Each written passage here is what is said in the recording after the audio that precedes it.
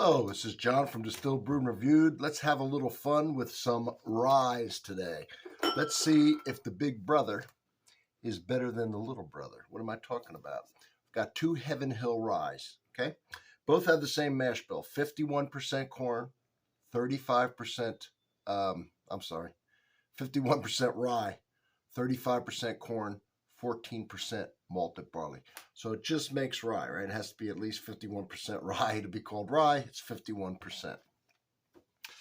All right, a lot of times that's called the Kentucky rye, where it's a high corn mash bill, right? 35%, because this is the home of bourbon.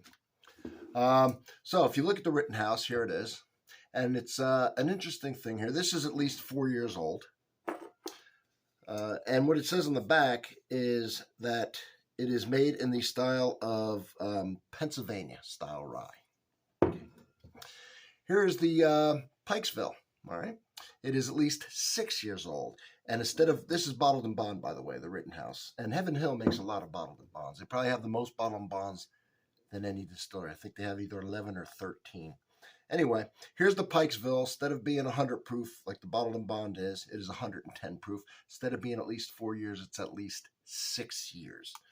And this is claiming to be in the style of, what, Maryland? Yes, Maryland style rye. Tell me that isn't marketing. They both have the exact same mash bill, and they're both made in Louisville, Kentucky at their distillery down here. I used to work for Heaven Hill. So anyway, that's obviously, they're not made in the Pennsylvania style and the Maryland style. They're made in the Louisville, Kentucky, Heaven Hill style. All right, but what we're really interested in here is the 10 proof more and the 2 year older make much of a difference? Let's find out, shall we? Here is the Rittenhouse. And let's get into the Pikesville. Pikesville's got a cool little top, pure cork top. All right. Bottles are totally different. No big deal. All right, let's go here. So the proof's not that much of a difference. All right, 110 to 100. So that's 50% alcohol, and this is 55%. The 2 years, though, let's see if that makes a difference. Everything else is the same, right? Same yeast, same still, same everything. Here's the Rittenhouse. It's not going to be real. A lot of time, man, a 51% rye is very hard to tell the difference between that and a bourbon. Because you can have a 51% rye and 35% corn, and a 51% corn, 35% rye, and that is hard to tell the difference.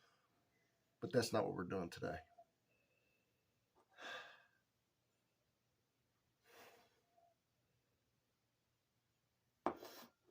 The only difference I detect, kind of an odd thing, is on the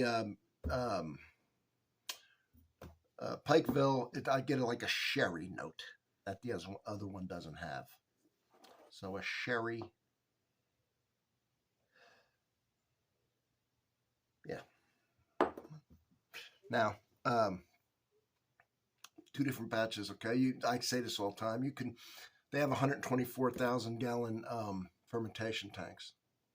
You make one, you barrel it where the barrels go. So even the same batch can be a little different. We're going to see if we can really detect anything.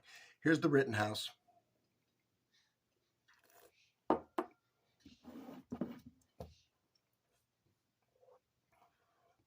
Just an acclimation sip.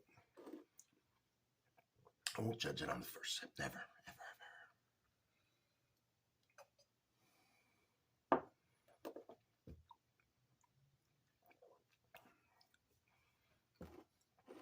It's got some spiciness to it.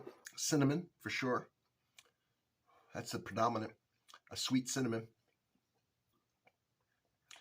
I'm going to go with sweet cinnamon as the predominant note coming right at you. All right, here we go. Pikesville. Take my first sip, erase any taste that's in it from the Rittenhouse. Swallow it, don't pay attention. Start with a fresh palate on the second sip.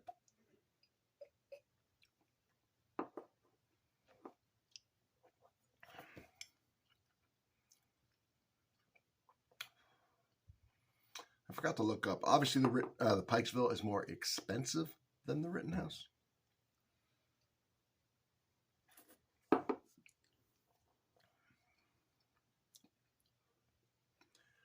Interesting indeed. Definitely not getting the sherry note on the taste, unfortunately. Nor, for a whiskey that's higher proof, am I getting the flavors that I was getting out of the 100. Not getting a hot cinnamon.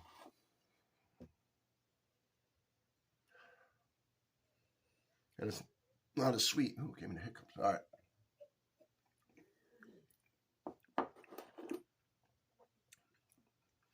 A little more oaky, too, on the Rittenhouse. Isn't that weird? You would think an extra 2 years in the barrel would extract more of the oak to it, right? Didn't pull out more of the oak, and it didn't seem to pull out more of the sugar. It's kind of odd. But, you know, the rules aren't always followed as they make sense to be.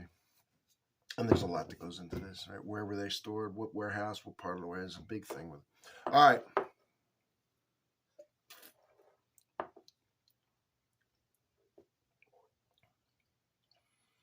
I'm going to see what one I like better.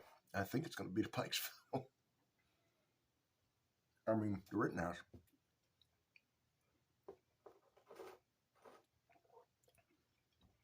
I just had these almost on top of each other, and I can taste the difference now.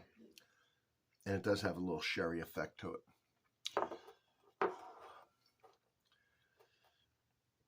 Oh, it's tough. Well, for a cocktail right away, definitely 1000% the Rittenhouse. It's got enough proof and enough flavor, and there's not that much of a difference. And you're putting it in a cocktail. No way you would go with the Pikesville. It doesn't make any sense.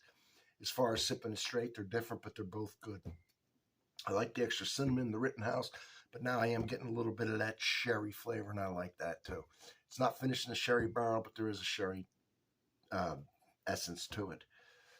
Both are good, right? Cinnamon's good to taste. I guess because of the price difference, I'll pick the Rittenhouse. But they are different. The one has a little more of a hot cinnamon. That's the Rittenhouse. The Pikesville has toned down on the heat and a little more of a sherry finish. There's my review of it. All right. Well, tell me what you think. What one you like better, and what is your favorite rye? I have 3 new riff ryes here I'm going to tear apart. Let's get into them. There's a lot of stuff going on with these new riffs right here. Next video. All right. Thanks for being here. Don't forget to sub. Check out my playlist. I'll have a pinned first comment, and it'll have a link to my rye playlist, and you can check out all my playlists. It's very fascinating. I'll see you on the next one.